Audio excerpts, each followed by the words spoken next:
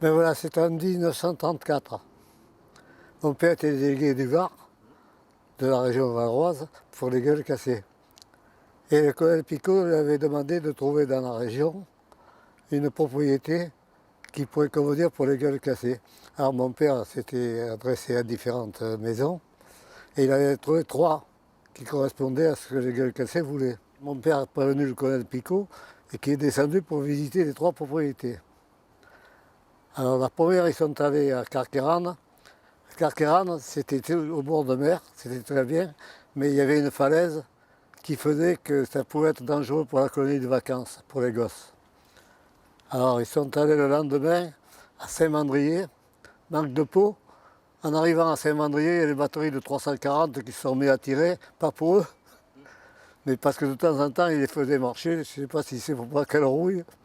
Enfin, le colonel Picot a dit à mon père, on va vous souvenir, on a entendu ça pendant la guerre de 14, on va aller voir la 3e. Et la 3e, alors là, j'étais avec eux, parce que c'était un jeudi, et moi j'avais 14 ans à l'époque. Alors mon père m'a dit, tu viens avec nous? Alors je suis monté avec eux, et on est venu ici. En sortant, le colonel Picot il a dit, souliers, c'est celle-là qu'il nous faut. Et il a donné l'ordre à mon père de s'occuper d'acheter la propriété. C'est comme ça que le choix a été fait. Alors, la propriété appartenait à Madame Fabre, dont le mari était un grand transporteur maritime de Marseille. Et quand son mari est mort, elle a dit, je vais vendre la propriété.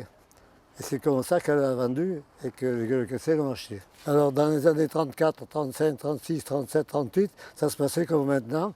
Pendant l'hiver, il y avait des résidents et séjournants qui venaient passer 3 semaines, 1 mois. Alors, quand la guerre est arrivée, ça a été autre chose, parce qu'il y a eu l'occupation. Le jour où ils sont venus avec les mitrailleuses et tout, dans la montée, là, ma mère, la femme de l'économe de l'époque, et sa fille étaient en train de faire des drapeaux américains, des drapeaux français, et des drapeaux anglais avec des drapeaux français.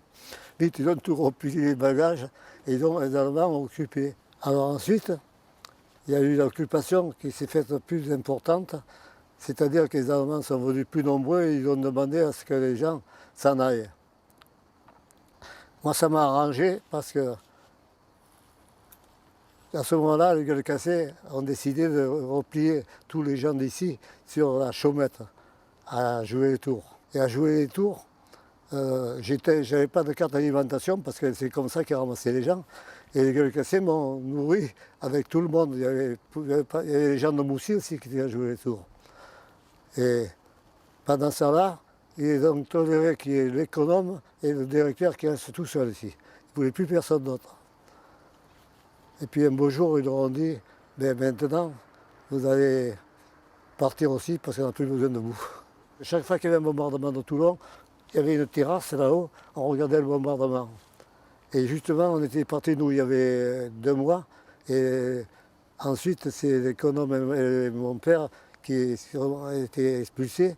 Et juste à ce moment-là, c'est là que la bombe est tombée sur le château, un navire américain. Ils nous ont sauvé la vie parce qu'on regardait ça de la terrasse. Et puis après la guerre, Après la guerre, tout a été reconstruit, ça a repris. Mon père est revenu tout de suite, ma mère est revenue. Moi, je suis allé à Paris, j'ai fait ma carrière à Paris. J'ai resté 35 ans à Paris. Je suis revenu après, j'avais dit à ma femme, le jour où on prend ma retraite, on retourne vite. Je n'avais toujours pensé finir comme ça. On est des enfants de gueule cassée, hein. On voit que par ça.